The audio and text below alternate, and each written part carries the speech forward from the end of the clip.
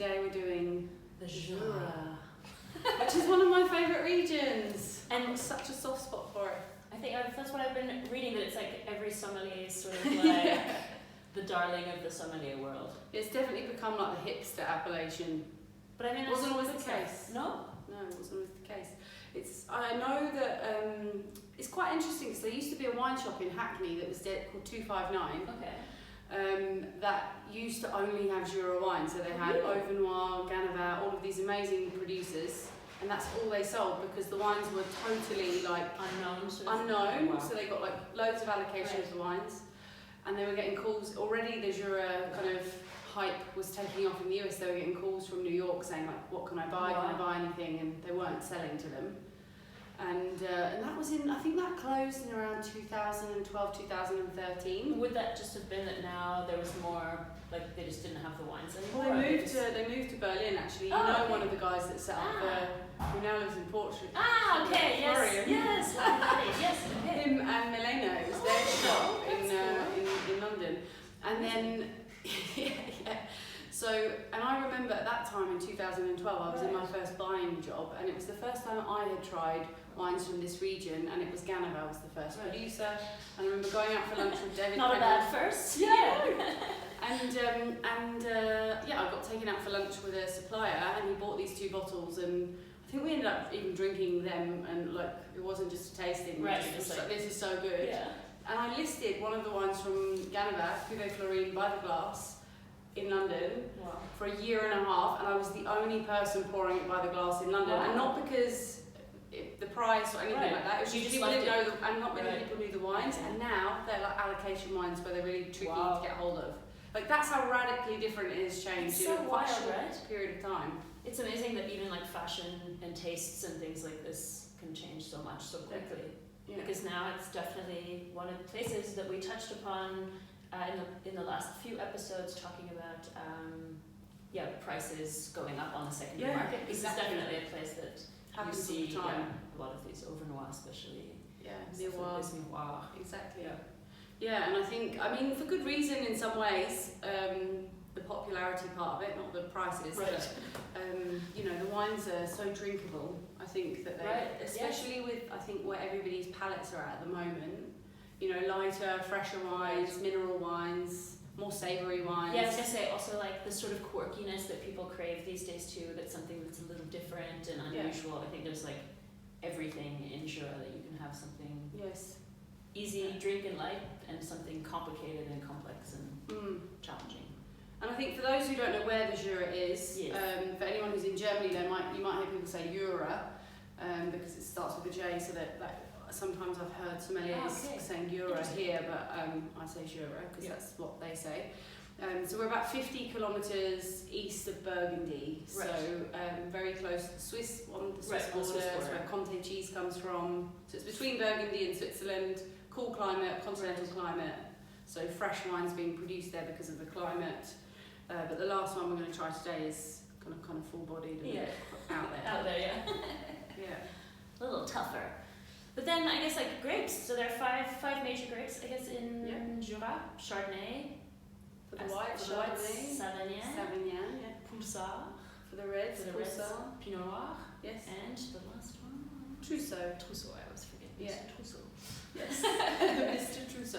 I'm imagining a little costume. Yes, totally. Actually. I imagine a little bit like the little moustache for some reason, and an overcoat, some sort of like I don't know, Manuel from Fawlty Towers. Yeah, something like some little like small. Someone from an Agatha Christie film. Yes, totally. Or book, I should say. I watched it, sort of mysteries of it. Anyway, so Chardonnay people know. I guess like what would be the way that the winemaking is made in Jura is how it sets it apart. Is that what's going on, or is it also the climate very different from places where we normally see Chardonnay?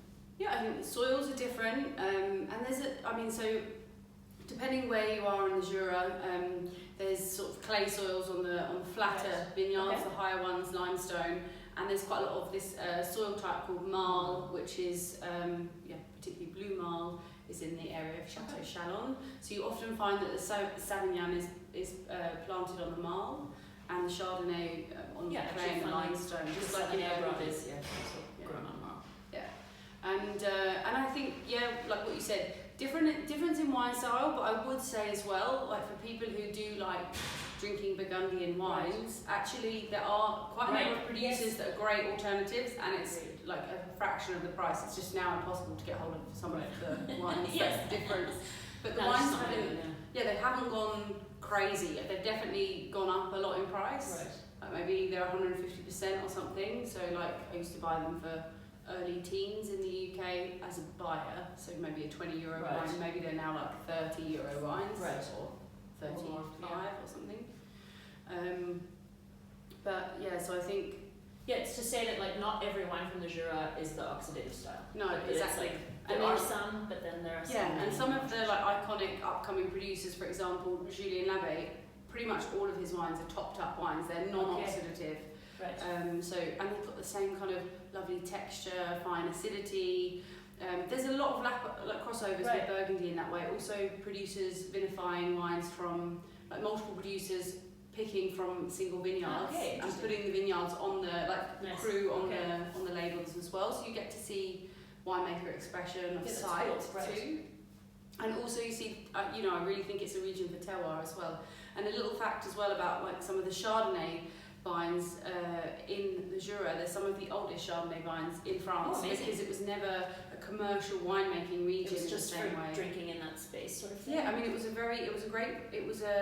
region actually where a lot of the wines stayed local. Like I remember when I went on one of my visits to the Jura, I was visiting a producer called Berthe Bondet, and they said, like 10 years before, so like 2005, you wouldn't even get people from, like, it would be a surprise if somebody from outside of the Jura would come and visit your winery from France. So now they're getting international people. So it's a very, very quick transition. Well, it sounds really fast. Yeah. To go from like a sort of closed community, almost wine community, to suddenly being the sort of gold star on the map. Yes. Wow. And I mean, just to go back on that note, so the vines there, they were never pulled up and replanted for different clones, for example. So it's more, it's a lot of small holdings. It's only 2,000 hectares under vine, so it's a small region anyway. Yeah. And the main industry there for sort of, I guess the most important industry was salt, actually. Oh, really? So there's quite a few producers that now keep their wine in old salt cellars and stuff. Cool. Yeah. I actually did not know any of that. So a little bit of Yeah. We should maybe get some wine in the glass while we're let's do it. So we've got your wine. We're going to carbon them today because we're recording early in the week and I want to drink them later in the week. That's fine. We don't want to waste things. So we're going to carbon this. And what have we got here, Gwen? So let me get my notes out because I've never tried this one. This one was a recommendation. So it's I went to Passion Vin in Berlin. François Rousset-Martin, and it's a Poulsard from Neuvy-sur-Seille, a village tucked away in the Vallée des Réculés, where they make their wine. So apparently, it's just a nice, as far as I can tell from the description, should be a good description of what Poulsard should look like. Okay, cool. Yeah, I mean the colour looks like it's spot on here. So it's got this kind of like orange bricky colour even when it's young. Yeah, this is what I was reading, that it always has this sort of light, and then it also lends itself well to being made into white wine because of this lightness. Is that correct? Or interesting. I haven't had a white from. Maybe I'm confused. But probably confused. No, but I mean, it'd be interesting. I'm sure there's someone making it. Yeah, nice. Yeah, Poulsard for me is really. I mean, it's who. I mean, let's. And the colour is. Yes, it smells great, Gwen. Yeah. Yeah, what I love about this particular grape variety, it's not for everybody's taste, I think. It's savoury, Yeah, massively savoury. There's this spiciness to it, this earthiness to it. It definitely has that like meaty little blood. Yeah, almost like, for me, that kind of bay leaf note actually, which I haven't seen in it before actually, but.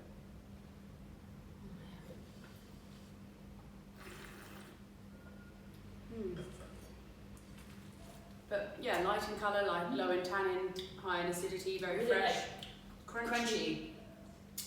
Maybe this is for people that haven't tried this before but are used to drinking maybe some of the like more natural wines from the Loire, for example, or some of the Loire red grapes. This, or Pinot. I was gonna say it has some Pinot memories of Pinot, but maybe a little maybe a little crunchier than Pinot might be in my. Yeah, lighter. I think lighter, and I think less fruity as well. Yeah. And less aromatic. But these are always so like easy to just smash at the dinner table. You know, this is like I think why Lucas, my partner, loves Jura wines, and it's such a like sit around the dinner table after and just like drink bottle after bottle of Jura wines. Yeah, because they've got this really Moorish nature because of this racy acidity that's there, the mineral like component to the wines, and I think also they're just interesting because they're not fruit bombs, you know. So they kind of there's sort of edges, this savoury edge the whole time to the wine, which is making it really appealing. At least that's what I like about it. Are a lot of Poulsard, are they generally oaked, or is this definitely? No, I would say in general unoaked. Like I mean, oak isn't. I was going to say oak isn't a thing in the Jura. I mean, everybody uses oak, but usually large old oak. I mean, particularly for the whites. I mean, for Vin Jaune, when we get to it, we're talking about people keep using it for decades, if not hundreds, like centuries sometimes. Well, they don't replace the barrels. And I would say this is also why one of the things I love about the Jura is that there really is this expression of fruit and expression of place, because it's not a region that the wines are heavily oaked and heavily manipulated. Yeah, good to know. I mean, because a lot of people also often are turned off by wines from Burgundy, for example, because they're not super into oaky wines. So maybe it's a nice place to go have a look and see if you like that lighter style that's unoaked. I was just reading in my notes that I hadn't read before. Is that he grew up the winemaker actually grew up in Burgundy. His father's a microbiologist, which is interesting. So he apparently spent a lot of childhood trips growing in the Jura as a child, falling in love with a parcel of vines that he later vinified with his father. So actually, that's kind of a nice romantic story of the place. Which, it's very nice. Yeah, so he talks about, I guess, wanting to know the terroir better, and he has quite a big selection of wines. I think this winemaker makes lots of different. It's difficult to distinguish them because actually the labels are so similar as well, aren't they? Actually, trying to find any information about this winemaker was actually quite challenging, to be honest. It's good that you found it. You found it from Kermit Lynch, though. Yeah, that was the only place that really had a large amount of. But then they had lots of great info. So they make actually a lot of different, mostly white, just a couple of reds. There. I would definitely buy this again for. I think Luki will enjoy this later. Yeah, and I think going on to just that note about multiple wines being made by producers. I mean, when I visited Julien Labbé, I think we tried something like 36 different wines for a bottle. Yeah. And I think there were some different vintages, obviously, but like still, because again, like Burgundy, small plots, and labelling the small plots as small plots. I think that just makes it so much more interesting, especially if he's saying that this is something that drives him, is this like understanding of the relationship between terroir and taste. That of course then you feel like a winemaker like this wants to be exploring as many different computations of things to figure out what best suits their. It's funny, I was thinking about what I would eat with this. And I don't even eat rabbit, but for some reason I think rabbit would be amazing with this. It's like the first thing that popped into my head. Yeah, or even, I agree, like anything like guinea fowl, that kind of like light game, and white meat, for sure. So I think rabbit stew, this would be, or even pasta, easy pasta dish would go well. And what about, I'm thinking as well on the table where maybe you've got people going fish and poultry, or fish and, actually that's a great idea. Yeah, because there's no tannin. Right, I can totally see that. Delicious. This is beautiful, actually. It's very polished. I'm very happy with this purchase. It's always nice when you buy something and you're like, yes! Actually, especially if you're going on recommendation, right? I'm always nervous to trust people's recommendations. And I've just started seeing this particular person working at the shop, so it's actually nice to building some trust. Yes. Yeah, because now I know the recommendations I've gotten from him so far have been really nice. So, I mean, as we've talked about in previous seasons, I love asking people for recommendations and buying things blind, but of course then I hate it. Yeah, you're always at a risk. Then I overbuy, because then you think like, fuck, what happens if this one is shit, then I better get another one. Yeah. So you end up buying way more than you need actually. So I think it's definitely there's nothing worse when you're in a restaurant and you've trusted someone with the recommendation and then you're like, I'm too English to tell you that I hate this. Yes, it's great, it's fine. It's like the absolute worst when you're like, it's awful. That's what's great about drinking at home, you know? It's like the other day we opened something that was far too sweet, and it was just one of those like, oh, let's try something else. Smash it in the fridge, we'll do this later. I mean, the great thing about a sweet wine is at least you've got a bit longer as well Yes, to deal with it. Yeah, to deal with it. To deal with it. To get it down the hatch. Yeah. To figure out how to consume it. This next one I love. I've definitely had this. I don't know if I've had this vintage. I can't remember what vintage. So we've got Domaine de Tournelle, Fleur de Savagnin 2017. Which I actually think is here on the wine list at Aura. I'm gonna try and find the notes on I think we've got some 16 and 17 in the cellar here.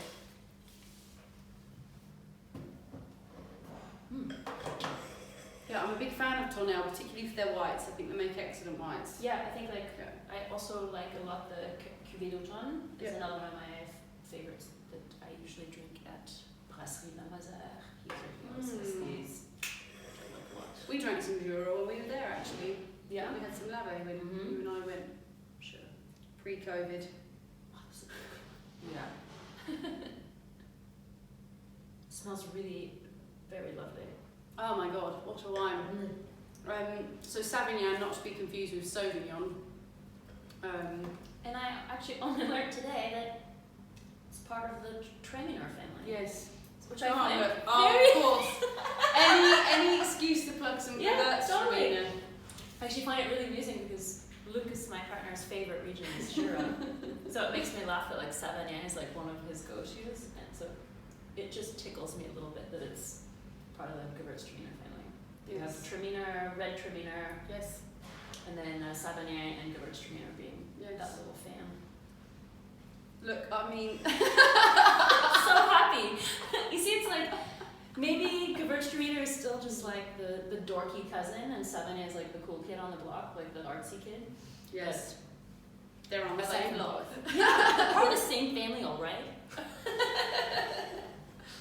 But you should do like a little Royal Tenenbaums like sketch of the Traminer family. Of the Traminer family? What they would look like. Not a bad idea, actually. But this has such a nice nose on it too. It has like... This would probably be, what's her name? Gwyneth Paltrow's character maybe. Oh, totally. Yeah. Sort of. What's her name again in that film? I can't remember. Margot. There you go. It has a really, like, it almost makes me think of like pear tart. Yes. I mean, it's a non-aromatic grape variety, so it is different to Sauvignon or Gewürztraminer. But, and I always find that it's got, I mean, this particular one anyway, it's got this lovely kind of creamy edge. There's probably a little bit of malolactic or something that's gone on. Oh yeah, the it back says right on here, the leaves, right? Hang on, is there something? Yeah, malolactic fermentation in barrels following the spring with top-ups of the melange. And it's kept on its leaves for 2 years, it says on the back too. And then, And this is a topped up version, so this is non-oxidative. But what's quite nice about this is it's still wine with a lot of intensity on the palate, energetic. Yeah. There's still so much going on that I think you could, and a lot of tension. This lovely razor sharp acidity. Like, imagine if this hadn't gone through malolactic and didn't have these aging. It would be like walking down Brighton Beach on a January. I can already feel my stomach hurting thinking about that. Yeah. It would just be like, too much. Yeah. Gasoline. But yeah, it's definitely, if I see it on a list and we're looking for something, I mean, I would like to order this one. Lots of bottles of it. I really think you can't go wrong with this. Slight nutty edge as well. Yes, that's not like, because then you still get that like bitter almond, that Jura nuttiness that I feel like when we buy something from Jura, it's like nutty and salty. It's like walnuts, and like I love walnuts and that kind of anything with bitter finish. I'm a really big fan of. So I think like it gives you that nutty thing without being so intensely or being oxidative at all. So you kind of you feel like you've got that, but don't have to deal with the. And what's impressive about this wine is it's zero sulfur, right? Yeah, without CO2. Yeah. No unfiltered wines. It's like fully natural and it's pristine. It is like. And this really is a region for natural wine producers as well. I mean, for a small region, there's an abundance of natural producers. I wonder if that's also part of its history of being a sort of closed-in community where it wasn't. It's traditional winemaking. It's not through and it wasn't some made bad. to travel. So I think like when you have wines that are traditionally made in a place and not meant to travel, why would you be adding things if you're consuming them? Yes, and also, I mean, one thing as well is just to be aware of is also, I think, pH as well. pH of the soil, pH in the wine's lower as well, so you don't have to use the same amount of additions. Interesting. I guess because then things don't grow as fast in that pH level. Yeah. Very interesting. Yeah. Yeah, I mean, there's not much else to say about this one other than, is it like would you class it as being like representative of Savagnin? Yes, 100%. A topped up Savagnin from the Jura from a natural producer. It's I think an excellent example of that. Cool. Yeah. And I guess is there so the pear notes on the or pear on the nose, or it would be sort of white fruit and orchard fruit and some citrusy notes, and then I think that saltiness, the nuttiness. So I guess that's why it works. It's often put in blends with Chardonnay, also in that region. Yes. Correct? Yeah. And I feel like those things all kind of work together, orchard fruit and there's a nice. Yeah, I love this. Definitely be drinking this on the balcony. Yup, that's Ludwig putting his 2 cents in. Because I guess it's delicious. It was actually hard, I think, for us to pick like bottles to bring for this region because there's too many to choose from. And it's like you kind of want to show everything because it's like we talked about that also Jura makes sparkling. Yes. They do also crema and a Van de Pey as well, which is a sweet fortified. It's like a little bit. It's basically like Pinot de Charente from Bordeaux. So it's a mistel. So it's unfermented grape juice that has been fortified with a grape spirit. Gotcha. So I'm not a huge fan of this style of because I always find that you've got this very kind of grapey almost. Because it's sweeter and it gives you that sort of like the really like grape juice. Yes, and it feels a little bit like this, like that fake grape flavouring. I love it. I know, I thought you would. And it's just like, and then there's this kind of brandy edge to it that it just, I don't know. I mean, I also love Macfin, which is also something else. There you go. Yeah. Oh, sorry, I'm describing Macfin. Yeah, that's right right. now. I thought you were. Not Van de Pey. I was I'm doing that. So I was like, Van de Pey is the straw one, where they dry them out on straw. That's more like ripasso. Which makes, yes. Yeah, and then Macfin is... Because Macfin as well, because I know that you're not a huge fan of the Macfin. No, and I have a bottle of Macfin Rouge at my house, so when you come, because every time I look at it, and I'm like, that's going to be there. Basically, all that horrible stuff you have in your cupboard, it's the shit I love. But people do really love Macfin. I love it. And I think obviously with cheese it could be great. Yeah, at the end of, I think it's like a nice alternative to, I mean, I hang out with a lot of schnapps drinkers, so it's like if you're not a schnapsy person, it's also something nice at the end to have a splash off that's not as hardcore. That Savagnin is insane. So good! I know! It's one of those wines that's dangerous because you're just like, you keep evaporates. That's why I want to carve in it, because I'm going to smash that in the right moment. Yeah. After the work week is finished. Maybe not. Maybe midway through the week when the sunshine is shining. Well, that too. We've been planning. Day holiday in Berlin. So the next one, I'm really actually happy that you brought a Vin Jaune, even though I have not loved drinking them. And this is not just any Vin Jaune. This is 2012 Arbois Vin Jaune from Jacques Puffeney, who no longer produces wine. So. And one of the most iconic producers. Like when he decided, he did 60 vintages. Wow. Of winemaking, and when he had no kids to take on the winery, so he sold it. Wow. And it was like, I mean, you're right, because why came on to the last vintage was 17 or 18, so I think this is the last, I think it was either 17 or 18 was the last vintage that he made, but the Vin Jaune will be, this is 13 is the last vintage I think he produced of the Vin Jaune, so this is the second to last vintage. Can't buy it anywhere now because it's completely sold out. Because it does take a long time to make a Vin Jaune, right? Over 6 years. It's 6 years and 3 months that the wine has to be kept in barrels. So Vin Jaune is always bottled in these 62 centilitre or 620. Very charming. Yeah, they are. They're very like very old school, very French. I love it. So they're always coming in this size bottle, and the reason for that is, they say, is that due to the winemaking method, which is the wine barrels are never topped up, and they're usually left with they're usually actually left with some air as well, and then the wine is left there and checked on, and something very unique happens because of the climate and conditions allow it to special happen. yeast from that region, right? Yeah, and that grows over the top of the wine and protects it from spoiling, and it's very similar to the Fleur that we see in sherry. But I've heard that it's much thinner than the Fleur. It's much thinner, and it's called sous voile. It means under the veil. So also romantic. Under the veil. And it does look like, it actually looks a little bit like a spider's web. Yeah, like lacy, you know, like it does. Yeah, whereas in sherry and in so Bref, it looks a little bit like a carpet. I was going to say, like the liner under the Yes. carpets in the car, you know? Yeah. Like this sort of like underlining of the carpet. It does. So yeah, there's that. And 6 years and 3 months in barrel before bottling. And so the bottle such shape a process for like... is due to the amount of evaporation that would have been left from a standard bottle over that time. Oh, that's fascinating. Because that's why, this is what's interesting about this as well. So it's 14% alcohol. It wasn't when it went into barrels. That's because of as the water evaporates out, it concentrates the flavour and the alcohol. Interesting. Yeah, so it's quite an intense wine. Right. So it's unfortified wine that's oxidatively made under a veil of form. So it's unfortified sherry. So when we talked about, when I said I didn't enjoy eating it or drinking it, it's because I've had to, I would say like endure a bottle during a very light dinner, and the bottle that we had, and I can't remember what it was, it just sort of killed everything. So I would say this is the wine that for someone like me or my palate that it needs to be well placed in the right context. Yeah, I think so. Or you've just got to love it as well. Yeah, exactly. I was going to say, so I said for someone like me who's not like, because I know people that love this stuff. It's super umami, this wine. This is epic. That's why the people I know that love it are chefs. Yeah. They go bananas for it. For me, it's just like some of the best wines I've ever had. Like when you have an old Vin Jaune that's like decades old, and it becomes even more umami, it takes on these like mushroomy, almost marmite kind of flavours. Oh, it's just heaven on earth. Because also the acidity just drops a little bit as well. Sort of very high acidity, again, that's also something. It has like a sake kind of a feeling about it because of this umami. Enoki mushroom kind of vibe.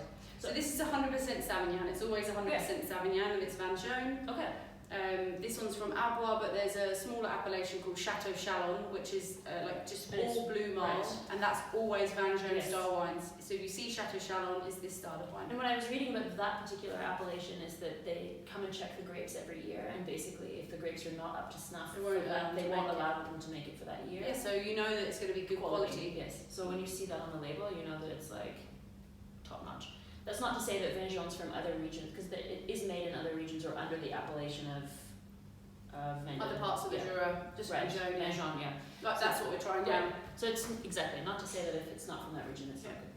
And these can't, because this producer was located in Arbois, so they're coming from there. Yeah, right.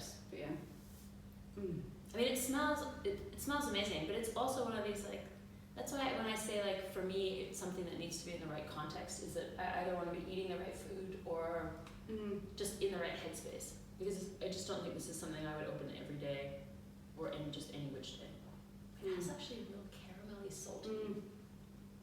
It's a very interesting smell. Yeah, I love it. And traditionally, 2 things to eat with this. One, Comté, obviously, it's like the best pairing for Comté cheese. And changing your mind? This one's pretty interesting. It almost has more fruit in the taste that I think I would imagine. Okay. Like a sort of caramel apple, salted nut pastry. Yeah.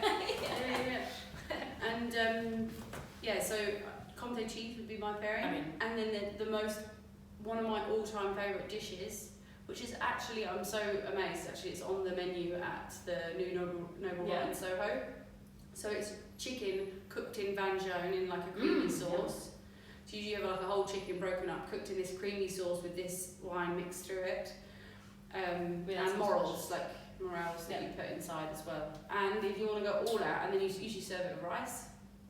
So this is the local dish in the region. It sounds very, I think Raymond Blanc even makes, because he's from the Jura. I can totally see that. Because I was going to say, actually, because Luki loves Jura stuff, whenever I buy Jura, I usually buy it if he's making something truffly, mushroomy. Yeah. One of my my favorite dishes that we paired with a more oxidative Savagnin was like a cabbage casserole, but in a creamy mushroom. It was like an intense mushroom powder that he had, and then truffle, and it was this sort of like cream umami bomb cabbage dish with Sounds meat. amazing. With something like this is like, yeah, totally get down with that. Yeah, actually some Austrian food, this sort of like caraway seed and cream and like lighter meats like pork or whatever. I can totally see. This is a very nice Vin Jaune. You might have. I might have changed. You might have changed my mind. Yeah, it's actually just like saying that because you found out there's a family link to Gewürztraminer now. No, because I actually think like, but maybe it's like the same. I would happily drink a glass, but maybe in the past having to commit to a whole bottle during dinner has been. I mean, drinking a whole bottle is quite a commitment as well. I mean, I could do it, but for the everyday person, it was a commitment at that time. Because it also like alone or with somebody. We were 3 people. Okay, that's not so. But then the bottle still took a while. When you're 3 people, it's not like one glass and then you're moving on. So like for 200 mils of fortified wine. Seriously. But I think like we could even do a second episode. I think on Jura, and maybe we should in the future, because I think there are so many. Jura Reds would be interesting too. Yes, because I think, like I said, forgetting Monsieur Trousseau earlier, that there are 2 grape varieties that you don't really see anywhere else, do you? Like so much? Is Poulsard and Trousseau grown anywhere else? Yeah, and Jura? exactly, you don't. And the same with Savagnin. I mean, it pops up in a few places now, but really, these are really indigenous grapes to this area. Because we talked about it before we started recording, that I read somewhere that Savagnin is actually planted a lot more than we think in Australia, because it was misnamed as Albarino. Albarino, yeah. It was like a mistake with some King cuttings that came. So now they're starting to switch over and name it Savagnin. Or I think they might have a. No, do they make sweet wines? Never mind. I'm not sure. Maybe. Yeah, because I was like, you know, when I cram sometimes the info, it doesn't gets go in a line. It turns into like a bowl of spaghetti. Exactly. So that's sort of what's going on. It's like pull this out. Is that the it's same like a thing? trifle in my head right now. It's like Jello and cream and some bits of fruit salad turning over. So we'll leave that.